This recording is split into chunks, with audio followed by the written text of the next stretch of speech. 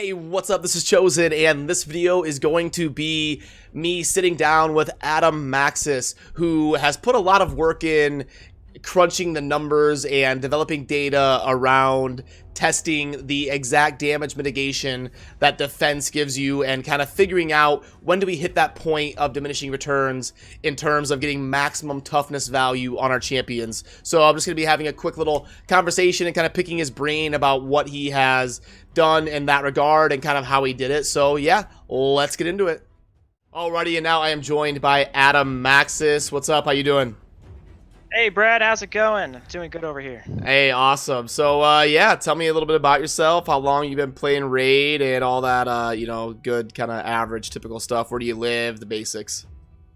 Well, I'm from New York. I've been playing Raid Shadow Legends since, I don't know, maybe about March or so. Actually, saw a YouTube video advertisement for it. I'm like, hey, it looks pretty cool. I can't believe those graphics are on a mobile game. It's like, let's give this a shot. Yeah, there you go. Okay, yeah, it's about the same time I started playing, I think, so we're pretty common there. But yeah, I brought you on to kind of talk about defense and HP and kind of some numbers you were crunching and how you did it, and see if we can't have a discussion about defense versus HP and how, what the goal should be in terms of how much defense you should get and before you start stacking HP to maximize the available toughness that a champion has. So you want to kind of walk me through your thought process and what went into the testing? Yeah, everyone's kind of confused about exactly how much defense they should be shooting for like clan boss, for instance, because there is like diminishing returns at a certain point. So everyone wants to know this magic number. So basically, on Reddit, someone called Turd Ferguson, they made this pretty cool formula based on 2 points of data that Plarium themselves gave to us in a video. And I was like, oh, that's really cool. I want to plot this graph. So that's what I did. And a lot of people are like, this graph's stupid. Like, it doesn't look right. So I'm like, you know what? I'm going to see if I can collect data and make sure this graph is right and this formula works out. So the way you do that is you go in a campaign and you go onto any stage, and if you long click the enemy champions on that, you can get their actual stats.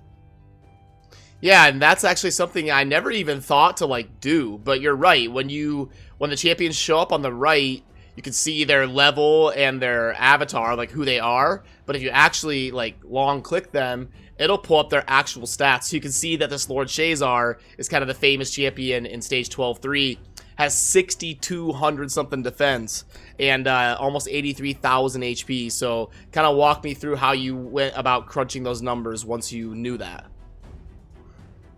So what's good about having the actual numbers is you can actually start doing the hard math required to validate that formula. Now, you know that his exact HP is 82,845, and you can take something like, let's say, War Master, which is always supposed to be 10% of the enemy champion's max HP.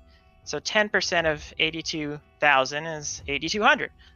So now you can go load up one of your characters that doesn't have any defense cutting through artifacts or masteries. Yep. So I use Raz and Scarhide for this part.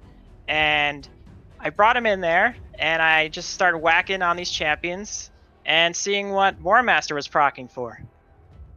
Mm-hmm. So what actually happened in Nightmare Campaign was that the War Master proc on Lord Shazar actually hit for only 1,350 damage. Now this is much, much lower than the expected value of 8,200 damage is what should War Master hit for. Yep. So now you just do some simple math, 8,200 minus the 1,350 War Master proc that actually happened, and you get a value of the amount of damage that was mitigated. Now, through some simple division, you can get the percentage of damage mitigated. In this case, Lord Shazar at 6,279 defense mitigated 83.7% of the damage. Yep.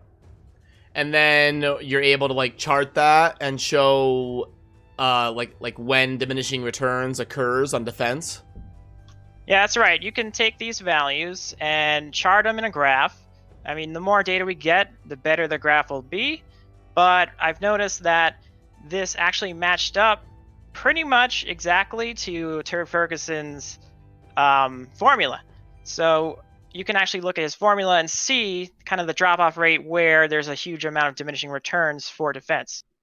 Yep, and I don't know if I'm looking at the graph. I don't know if you can obviously see what I'm looking at. The percent mitigated by flat defense versus the percent mitigated graph that he has, kind of the white graph with the blue bar. And it looks like we get really good value out of defense all the way until about 4,000.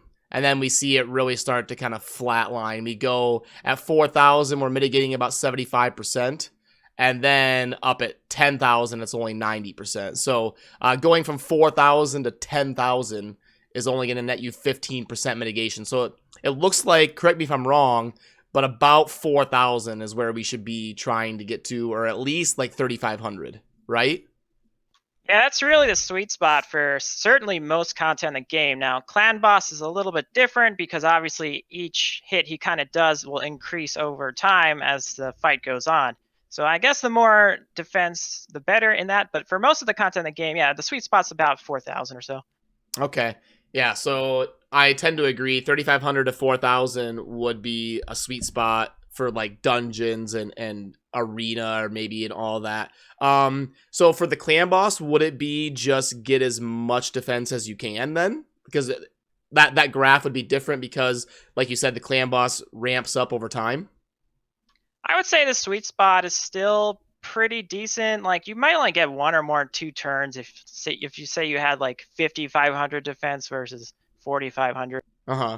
Just because the clan boss will just start doing so much more damage as the turns increase.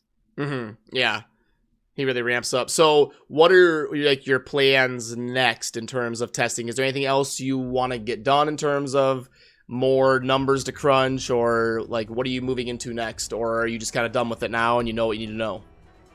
I'm actually just going to collect more numbers from Nightmare Campaign and Brutal Campaign with actually a 30% defense down champion like Azure, and that'll really fill in my graph where it gets a little bit wonky. Sorry, you cut out for a second there. I'm going to basically just go through Nightmare Campaign with a 30% defense down character and just plot the middle of my graph that's missing some data. Oh, okay. And then what? That'll flesh it out, make everything a little bit more accurate, or? Yeah, just more data points. It'll give people more of an idea of, where their champion lies on the graph. Let's say if they only had like 2,500 or something, it'll be like an exact data point for them. Okay, cool. And yeah, I guess that's kind of all I wanted to cover. It sounds like the general consensus is when you're building a champion, you're gonna... Now, is it different for champions that scale their damage with defense? Or should you still aim for that sweet spot? Well, for scaling for damage for defense, like, the more defense, the harder they'll hit. So you probably want as much defense on a defense-based champion as you can. But for other champions, that number, let's say 3,000 defense, you'll always know how much it mitigates based on this graph. Yep, okay. So for non-defense champions, we want to aim for like 3,500 to 4,000 defense if we want maximum toughness value, and then get as much HP and stuff as we can besides that. For defense champions, we're going to want as much defense as possible, even if it means sacrificing a little bit of the overall toughness, because it means they will hit harder and more defense can't really hurt. You're still getting value out of it, even if it does diminish a little bit. For the clan boss, it doesn't really diminish as much because the clan boss damage ramps up over time, so you might be able to squeeze out another, round or two with the more defense, even if it does diminish a little bit. I think that pretty much covers the gist, right? Yeah, that's right. And if you think about like the unkillable comps, like you can see the damage number sometimes like over 1 million, right? Yep. So like 80% mitigated of 1 million is not going to save your life there. Yeah, no, you're still going to take 200k or whatever. That's right. All right, cool. No, I appreciate you kind of, letting me know what's up with the defense and having a nice little conversation with me. Is there anything you do? Do you do videos or anything, or do you want to shout anything out or shout anybody out or anything? I'd like to shout out one of my clanmates, Evil Minion. He's just started up. He's got some good content on Lugan. He does some excellent. Your mic shut off at Lugan. I don't know why it's doing that. Sorry about that. Yeah, there's Evil Minion. He's in my clan, and he does videos. He has a lot of Lugan videos, which is pretty cool. No one really talks about him too much. Okay, cool. Well, appreciate that, and take it easy. Have a good rest of your day. Thanks, you too, Brad. All right, thanks. Bye. Alrighty, that's going to do it for this video. Huge shout out to Adam Maxis for taking the time to sit down with me and kind of walk me through exactly what he was doing. I will keep you guys up to date. I know it's a big topic on making sure we get defense figured out and really min-maxing defense and HP to get the best amount of toughness on our champions. So I will continue to do more testing on my own and keep my ear to the ground in the community for when we get more data on this. So yeah, thanks for watching. Have a good rest of your day. Peace.